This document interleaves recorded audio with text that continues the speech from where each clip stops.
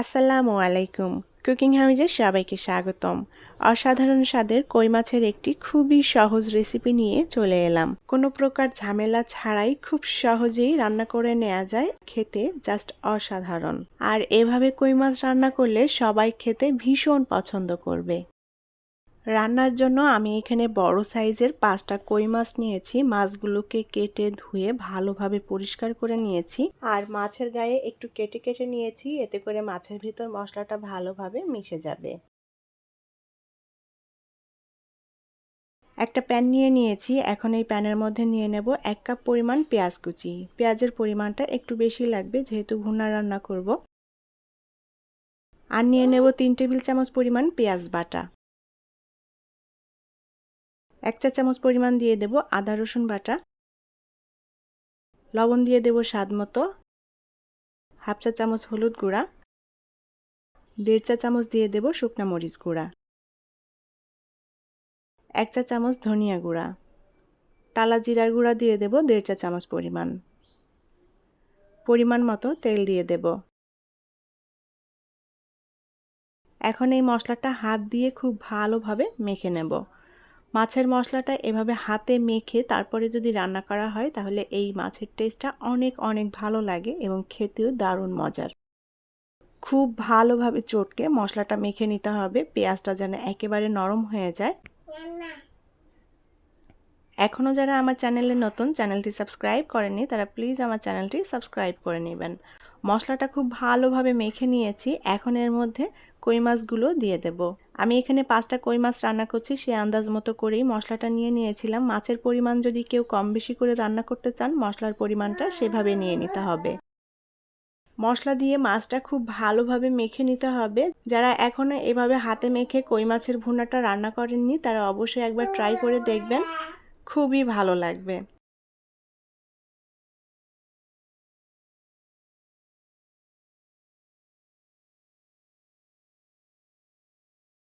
মশলার সাথে মাছটা ভালোভাবে মেখে নিয়েছি, এখন এর মধ্যে কিছুটা হাত ধোয়া পানি দিয়ে দেব। আর পানিটা আমি একবারই দিয়ে দেব, এর মধ্যে পরবর্তীতে কোনো পানি অ্যাড করব না। পানিটা অবশ্যই বুঝে দিতে হবে যেন মাছগুলো ভালো মতো সেদ্ধ হয়ে যায়। চুলায় প্যানটা বসিয়ে দিয়েছি, এখন এর মধ্যে কয়েকটা কাঁচামরিচ দিয়ে দেব।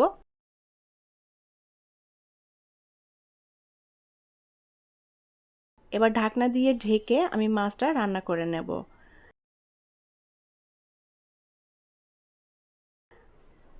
আমি প্রায় 6 থেকে 7 মিনিট মতো হাই হিটে মাছটা ঢাকনা দিয়ে রান্না করে নিয়েছি। এখন মাছগুলোকে একবার উল্টে দেব। মাছগুলো একটু সাবধানে উল্টে দিতে হবে যেন ভেঙে না যায়। এভাবে 2-3 বার উল্টাপাল্টা করে দিয়ে মাছগুলোকে রান্না করে নিতে হবে, আর উল্টে দিলে মাছগুলো দুপাশটাই সমানভাবে সেদ্ধ হয়ে যাবে। এই পর্যায়ে চুলার আঁচটাকে মিডিয়ামে রেখে আমি ঢাকনা দিয়ে ঢেকে দেব, আর আবারও আমি 5-6 মিনিট মতো মাছটা রান্না করে নেব। 5 মিনিট পর ঢাকনাটা তুলে নিলাম, মাছগুলোকে আবারও একটু উল্টে দেব। আর এভাবে উল্টাপাল্টা করে দিলে মাছগুলো দুপাশটাই সুন্দর মতো সেদ্ধ হয়ে যাবে। তবে অবশ্যই মাছগুলোকে আলতো এবং সাবধানে উল্টে নিতে হবে যেন মাছগুলো ভেঙে না যায়। যে কোনো বড় মাছ এভাবে হাতে মেখে রান্না করতে পারেন, আর এটা খেতে কিন্তু খুবই মজার এবং টেস্টি হয়। মাছগুলোকে আমি উল্টে দিয়েছি, এখন চুলার আঁচটাকে অল্প করে দিয়ে আমি মাছগুলো রান্না করে নেব। আর যে ঝোলটা আছে, ঝোলটা কিন্তু একেবারেই মাখো মাখো হবে। আমি মাছগুলোকে খুব ভালো মতো উল্টাপাল্টা করে দিয়ে রান্না করে নিয়েছি। মাছের ভুনাটা কিন্তু হয়ে গিয়েছে, মাছের মশলার উপরে তেলটাও ভেসে উঠেছে।